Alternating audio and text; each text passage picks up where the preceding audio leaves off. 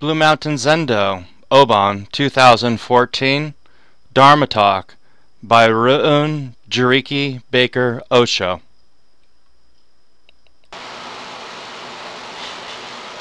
So I'd like to thank everybody for coming to Obon,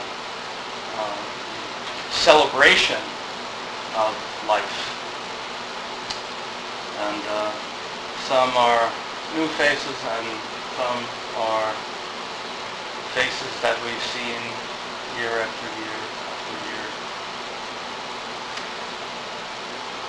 I'd like to just take a couple minutes and invite you to look through a window that is Zen practice. Zen is not complex, nor is it really religious. So I know that some of you are not necessarily Buddhist, but maybe Christian or Muslim or Jewish or atheist. But that really is irrelevant. Zen is not religious by nature. And it's not a belief, nor is it the absence of belief either. Zen simply is. So what does this mean? It sounds kind of cryptic. Zen simply is. So it kind of sounds like a riddle, and a lot of Zen literature and a lot of Zen sayings really seems kind of like a puzzle that we need to unlock and find the answer for. But the interesting thing is the answer comes in a form that we're not necessarily used to. We also many times think of Zen practice as though it's the practice for monastics only. Or maybe this really whole enlightened people thing is just for privy to, not just for working everyday people, but for people up in mountains, living in solitude and in poverty. And these are the ideas that really we have of what Zen practice or Buddhist practice is. What would you think if I were to tell you that there really is nothing to Zen practice at all? There's really nothing there. Just empty. Just a container that helps us to focus long enough to see what's right in front of us. It has real no substance to itself at all. How about that you were awake and that you really didn't need anything at all? That you already had everything that you needed. Nothing. So let me explain a little bit.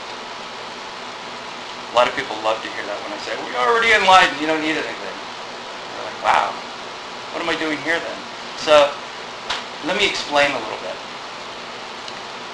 Zen is really the experience of the universe waking up to itself, which is really kind of a mind bender when you think about it. The universe manifesting itself so it can realize itself, so it can wake up. And I say realization because it is a realization. There's nothing to obtain, as I said. There's nothing that we need that we didn't previously have. We have all the tools that we need. We were born with them. Zen practice is really letting go of the self-propagating and repressive perspectives that really evoke feelings of separation, isolation, and loneliness. It's kind of me and the rest of the world.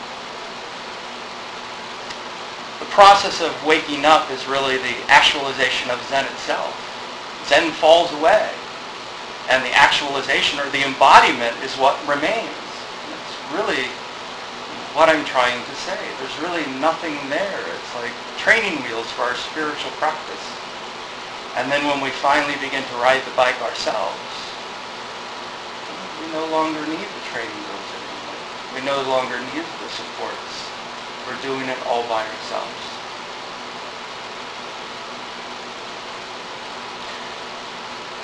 And this embodiment is really what Zen is all about. It's the embodiment of love, peace, compassion, and wisdom. I mean, it's the embodiment of these things. And there's some beautiful poems that are written about these things, and wonderful scripture that are written about these things, but Zen practice, or let's just say spiritual practice, is about the embodiment of these things. Becoming these things. Becoming Christ-like. Becoming Buddha-like. Becoming Krishna-like.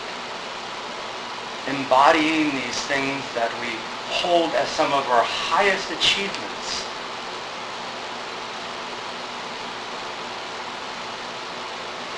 This path really has many names. Many names. Through the beginningness of time, many names. And we're really creative beings. And just as we can create any kind of art to symbolize our internal nature, our internal dialogue, we can create many different kinds of religions creatively to manifest our true and fundamental wisdom, or that awake part of ourselves, that Christ consciousness, that Buddha nature. And with every spiritual experience or endeavor that we have, we add insight. We add another note to our song. We add another brushstroke to our canvas. We add another line to our poem. Our composition is ever changing and never complete. Every day we see something new. Something new. Wonderful. Something we never saw before. Something which changes us and moves us towards a more complete understanding of ourselves and the world around us. We are vast and limitless. We have no beginning and no end. And Daniel 12:3 says, "Those who have insight will shine brightly like the brightness of the expanse of heaven, and those who led the many to righteousness like the stars forever and ever." Same spirit, same source. But many times we look at each other and we think, wow, something's missing. Missing something. What are we missing? It must be somewhere else. It must be sometime else.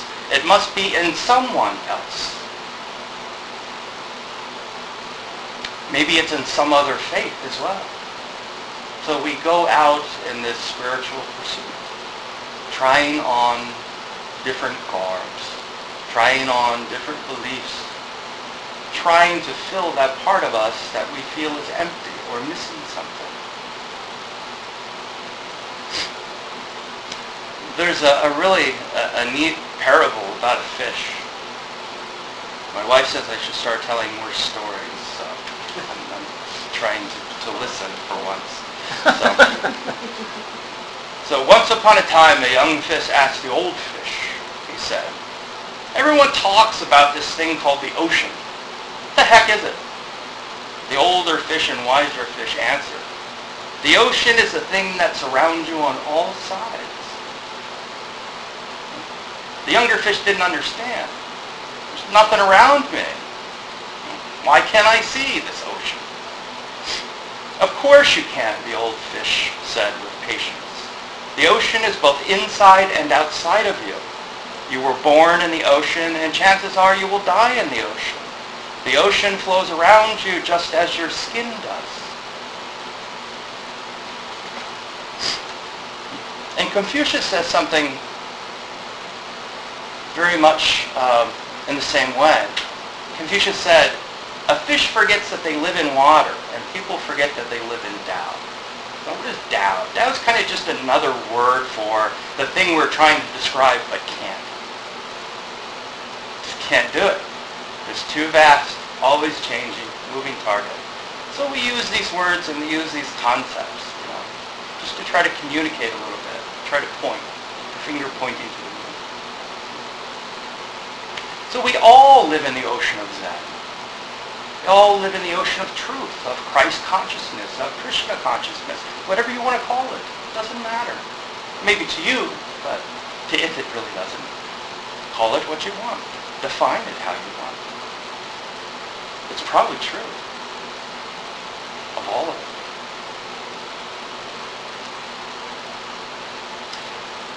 it. It flows over us. It's within us and all around us. It enfolds us like our skin, and yet we cannot grab hold of it. Indeed, most of us have no idea what it is. Let us think of Zen as the universal flow of reality itself.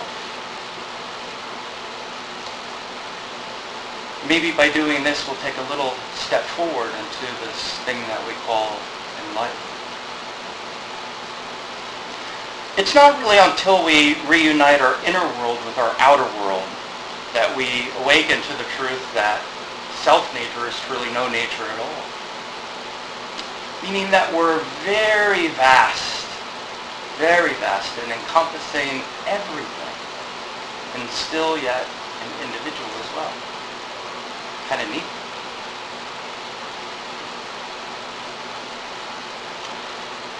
And it's not until we begin to really trust that part of ourselves that we see that what we really seek we already are and have, that we don't need anything. The universe is always moving and changing. Therefore, we're always moving and changing. And it's really a misunderstanding of this movement that confuses and devastates us at times. Devastates us. Life doesn't go how we want it to. Things happen. Things arise and things fall. People are born and people pass away. And sometimes it is so confusing and it hurts so much. We just don't understand why. And we lose faith in ourselves because of it many times. Why is this happening? What did I do to deserve this? Why was this person taken from me so soon?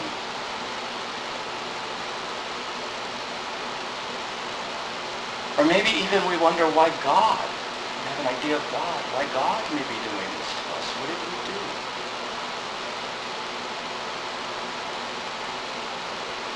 No matter what faith you're from, they all say that what happens when we lose faith is that suffering begins. In Buddhism we call it samsara. In Christianity they call it hell. But it's a place of darkness and doubt. Extreme darkness and doubt. All around.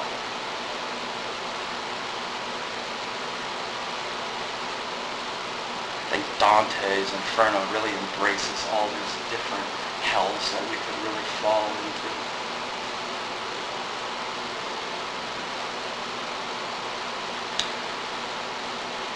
Fear is really at the root of all of this. It's really a common element, fear. Fear.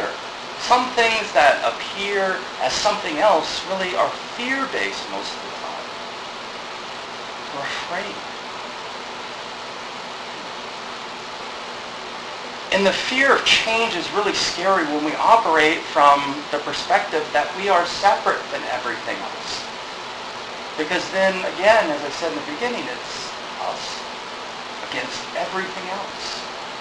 It's a daunting task that we have to take on all the dangers and pitfalls of the universe all by ourselves alone.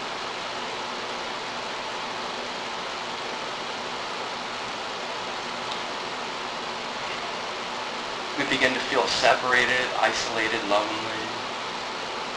And like the sword of Damocles always hanging over our head. When's it going to fall?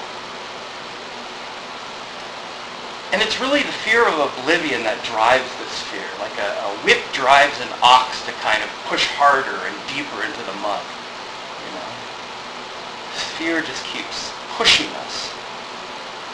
Oblivion. What is so afraid of emptiness, of formlessness? That takes over and pushes us deeper and deeper into this sorrow.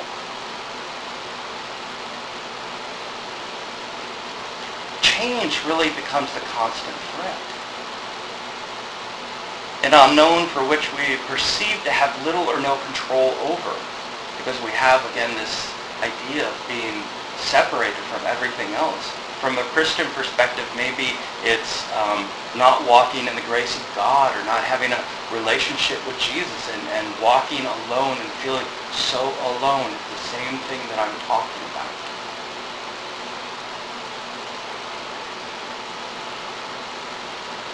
And in essence, really, change equals oblivion. And it stimulates either fight or flight. Just like, if we were cornered by a tiger, we'd either fight or we'd run.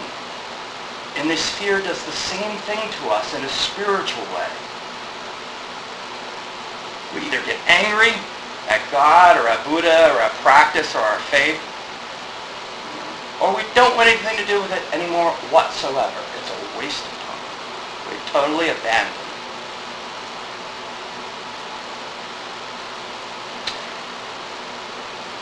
Please don't understand either that I'm saying that the self, our individuality, is somehow, bad. It's not. It's a very wondrous tool. It truly is. And the degree of our ability, really, to create a reflective dichotomy surpasses any of the other sentient beings that we inhabit this world with. We quite have a wondrous tool to be able to create a self to the extent that we can, through which we can create duality or self and other, that we can actually become conscious of ourselves or look at ourselves and create this self.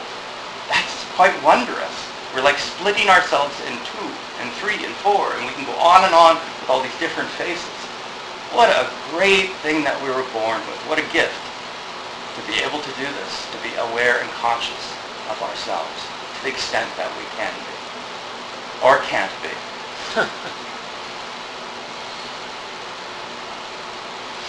It's really the wisdom to find the balance that I'm talking about here between form and formless, between our individual unique entities and our formless spiritual being.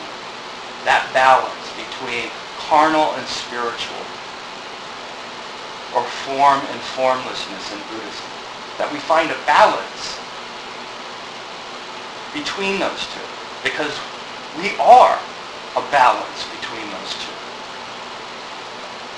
Maybe not perfectly. Maybe we slide over here and then slide over there. It's never really in the center. Very rarely, are we that balanced? But you get my point. Kind of slide here and there, spiritual, and then we lose it, and then back and forth we go.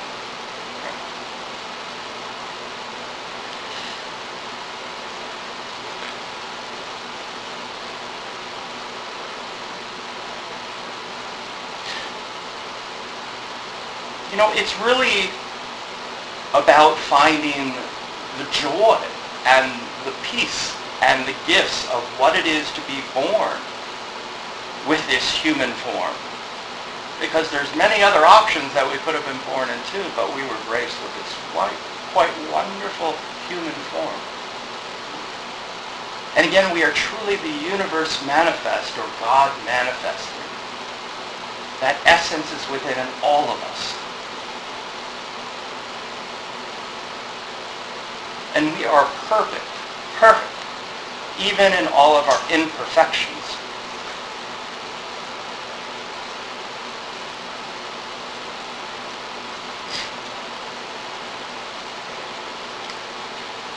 And I know many times it's a hard pill to swallow when I say everybody's perfect. There's a part of us that says, yeah, and there's the other part of us that's like, no way, I'm a mess. Right? But we are. Even in our mess, we're perfect. We're exactly where we need to be. And we're learning and we're growing.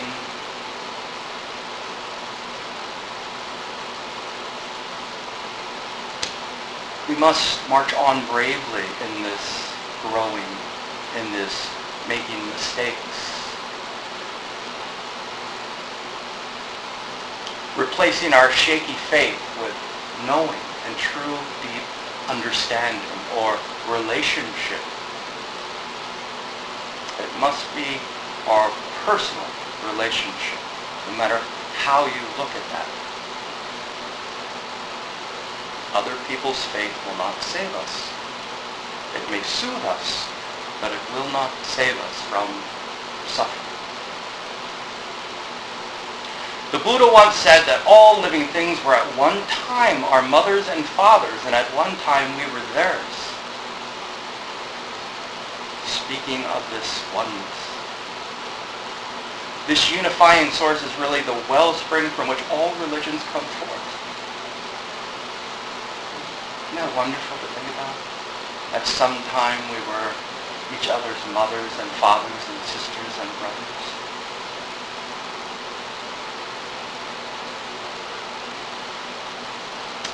In Daiyo Kokuji's verse on Zen, he says, "There is a reality prior to heaven and earth.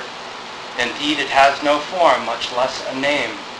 Eyes fail to see it, and it has no voice for ears to detect. To call it mine or Buddha violates its very nature, for then it becomes a visionary flower in the air. It is not mine, nor is it Buddha."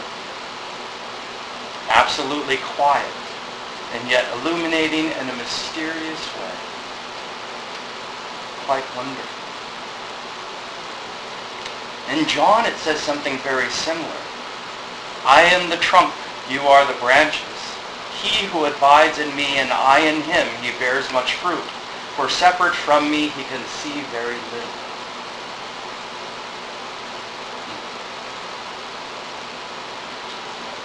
Wonderful. There's another verse. "For both he that sanctifieth and they that are not sanctified are all one. For which cause he is not ashamed to call them brethren." All one. We suffer all as one. When you suffer, all sentient beings suffer. We're all interconnected in a much intimate way. And these are examples of the internal truth that I speak of. It speaks through these sages of old. It also is none other than speaking through us, each one of us.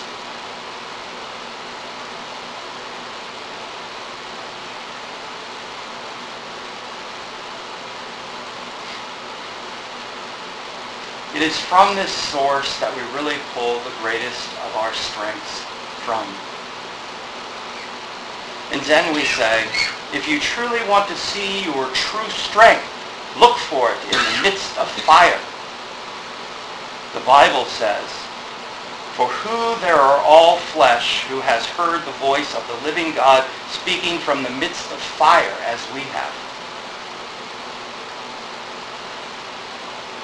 This fundamental strength and grace, which has been echoed throughout time and space by our forefathers, is nothing other than our very own strength itself.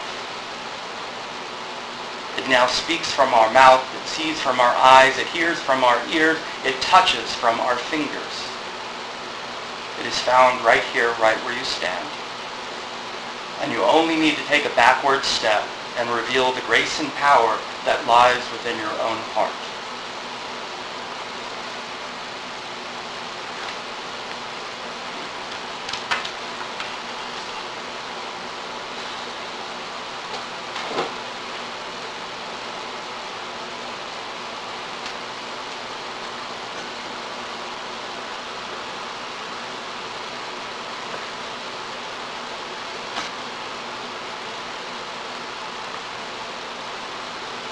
So we're on page 100, Great Vows for All.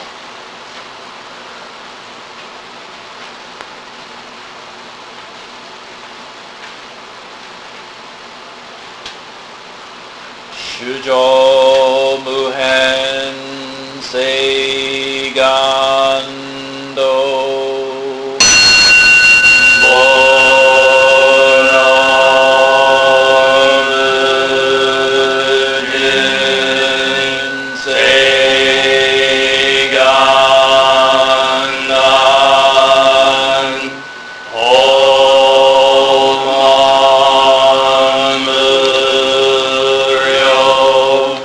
Say